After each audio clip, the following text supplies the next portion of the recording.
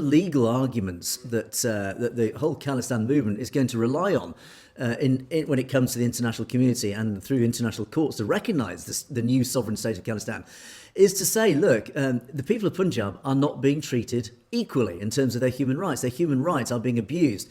Because, of course, the legal argument that India has maintained against the Khalistan movement and always pushes this legal argument out in the international community is saying any move for secessionism is illegal because it breaches our territorial integrity, and that is a legitimate legal argument to say any movement within a country's boundaries that threatens its integrity, its territorial integrity, there is a legal case to say it therefore should not be allowed, despite any democratic mandate to the contrary.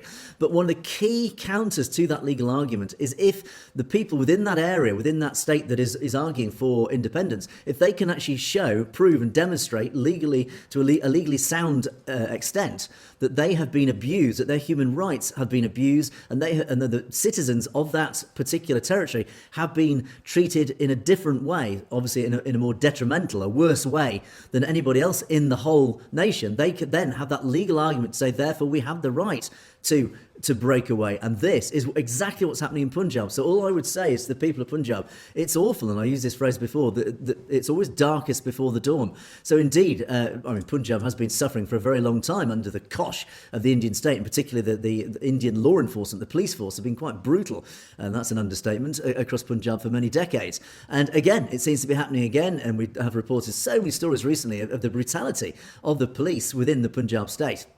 And again, if it's happening again, it's more legal evidence. So again, as bad as it is, actually the good side, the silver lining to all this is now pouring into documentation, into legal documentation. Here is the proof of what is happening in Punjab. The people of Punjab are being treated as not just second or even third class citizens. They are being abused. Their human rights are being abused. It is turning into, quote, a police state, etc. And these are all the pieces of evidence and ammunition that the Khalistan movement are going to use and need to win the legal fight.